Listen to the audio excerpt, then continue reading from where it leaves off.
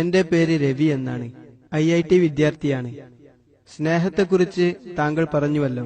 എന്റെ അഭിപ്രായത്തിൽ ഞാൻ ദൈവത്തെ സ്നേഹിച്ചാൽ താങ്കൾ പറഞ്ഞ സത്യസന്ധത തുടങ്ങിയ താങ്കൾ പറഞ്ഞ സൽഗുണങ്ങൾ ഒരു മനുഷ്യനിൽ വേണം. അള്ളാഹുവിന്റെ അടിമയിൽ ശരിക്കും ഉണ്ടാവണം. പിന്നെ എന്താണ് അള്ളാഹു ഖുർആനിൽ പറഞ്ഞ നിയമങ്ങൾ? നിർബന്ധമാണോ? ദൈവത്തെ സ്നേഹിച്ചാൽ മാത്രം ദൈവത്തിന്റെ പ്രതിഫലം ലഭിക്കാൻ അതുമാത്രം മതിയാവില്ലേ? സഹോദരൻ ഹിന്ദിയിൽ ചോദിച്ചത് ഞാൻ ഇംഗ്ലീഷിൽ പരിഭാഷപ്പെടുത്താം. മനുഷ്യൻ ദൈവത്തെ സ്നേഹിക്കുന്നു. സ്നേഹിച്ചാൽ ഞാൻ പറഞ്ഞ സത്യസന്ധത, ധർമ്മം തുടങ്ങിയ സൽഗുണങ്ങൾ തനിയെ ഉണ്ടാവില്ലേ? അതുകൊണ്ട് ഖുർആനിൽ പറഞ്ഞ കൽപ്പനകൾ പാലിക്കൽ നിർബന്ധമാണോ, ആവശ്യമാണോ?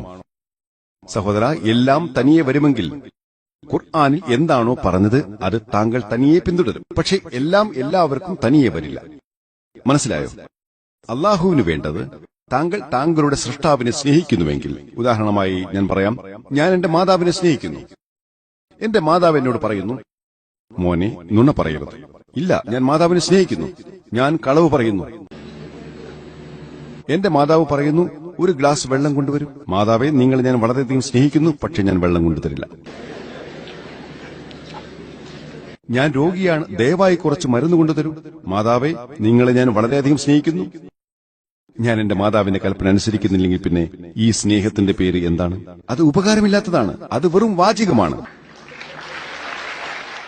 അതുകൊണ്ട് അള്ളാഹു ഖുർആനിൽ 29-ാം അധ്യായം അൻകബൂത്തിലെ 2-ാം വചനത്തിൽ പറയുന്നു, ഞങ്ങൾ വിശ്വസിച്ചിരിക്കുന്നു എന്ന് പറയുന്നതുകൊണ്ട് മാത്രം തങ്ങൾ പരീക്ഷണത്തിന് വിധേയരാകാതെ വിട്ടേക്കപ്പെടുമെന്ന് മനുഷ്യർ വിചാരിക്കുകയാണോ? ഞാൻ അള്ളാഹുവിനെ സ്നേഹിക്കുന്നു എന്ന് പറഞ്ഞതുകൊണ്ട് അള്ളാഹു വെറുതെ വിടില്ല.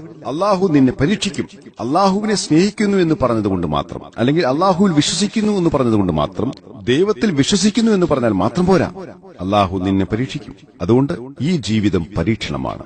പരീക്ഷയ്ക്ക് പോകുമ്പോൾ പരീക്ഷയുടെ നിയമങ്ങൾ അറിയില്ലെങ്കിൽ പ്രശ്നമാകും. ഉദാഹരണത്തിന്, താങ്കൾ ഒരു പരീക്ഷയ്ക്ക് ഇരിക്കുമ്പോൾ ആദ്യം പരീക്ഷയുടെ നിലവാരം അറിയണം, എന്നിട്ട് പാഠങ്ങൾ പഠിക്കണം. അള്ളാഹു പറഞ്ഞ ചില കാര്യങ്ങൾ ഞാൻ താങ്കളോട് യോജിക്കുന്നു.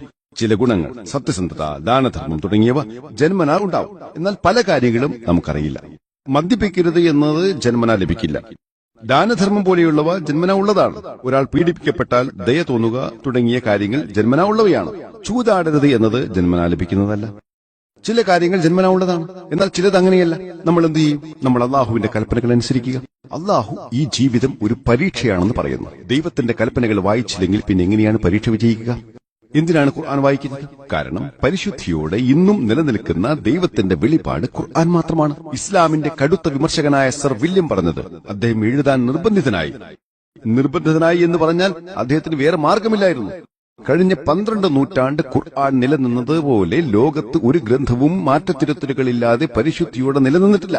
2 നൂറ്റാണ്ട് മുമ്പാണ് അദ്ദേഹം ഇത് പറഞ്ഞത്. വിമർശകന് പോലും രക്ഷയില്ലെങ്കിൽ അദ്ദേഹത്തിന് നുണ പറയാൻ സാധിച്ചില്ല. അള്ളാഹുവിന്റെ മറ്റു വേദഗ്രന്ഥങ്ങളുമായി താരതമ്യം ചെയ്യുമ്പോൾ അള്ളാഹു 4 വേദഗ്രന്ഥങ്ങൾ അവതരിപ്പിച്ചിട്ടുണ്ട്: തോറ, ഇൻജിൽ, സബൂർ, ഖുർആൻ.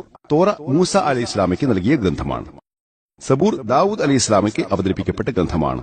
ഇൻജീൽ ഈസ അലി ഇസ്ലാമിക്ക് അവതരിപ്പിക്കപ്പെട്ട ഗ്രന്ഥമാണ്. അവസാന ഗ്രന്ഥമായ ഖുർആൻ അവസാന പ്രവാചകൻ മുഹമ്മദ് നബി സല്ലല്ലാഹു അലൈഹി വസല്ലമയ്ക്ക് അവതരിപ്പിക്കപ്പെട്ട ഗ്രന്ഥമാണ്. 13-ാം അധ്യായം റഅദിലെ 38-ാം വചനത്തിൽ ഖുർആൻ പറയുന്നു, നിനക്ക് മുമ്പും നാം ദൂതന്മാരെ നിയോഗിച്ചിട്ടുണ്ട്. അള്ളാഹു ധാരാളം പ്രവാചകന്മാർക്ക് ദിവ്യ സന്ദേശം നൽകിയിട്ടുണ്ട്. പക്ഷെ കാലശേഷം അവ മാറ്റിത്തിരുത്തപ്പെട്ടു. മാറ്റിത്തിരുത്തലുകൾ ഇല്ലാതെ നിലനിൽക്കുന്നത് ഖുർആൻ മാത്രമാണ്. അതുകൊണ്ടാണ് ഞാൻ പറയുന്നത്, അള്ളാഹുവിന്റെ യഥാർത്ഥ കൽപ്പന അനുസരിക്കുന്നുവെങ്കിൽ താങ്കൾ ഇത് പിന്തുടരണം. താങ്കൾ ഒരു ഹിന്ദു എന്ന നിലയ്ക്ക് ഇത് എങ്ങനെ സ്വീകരിക്കുമെന്ന് ചോദിക്കുകയാണെങ്കിൽ, ജനുവരി 18-ന് ഹൈന്ദവത, ഇസ്ലാം, സാമ്യതകൾ എന്ന വിഷയത്തിൽ എന്റെ ഒരു സംസാരം കേൾക്കാൻ വരിക.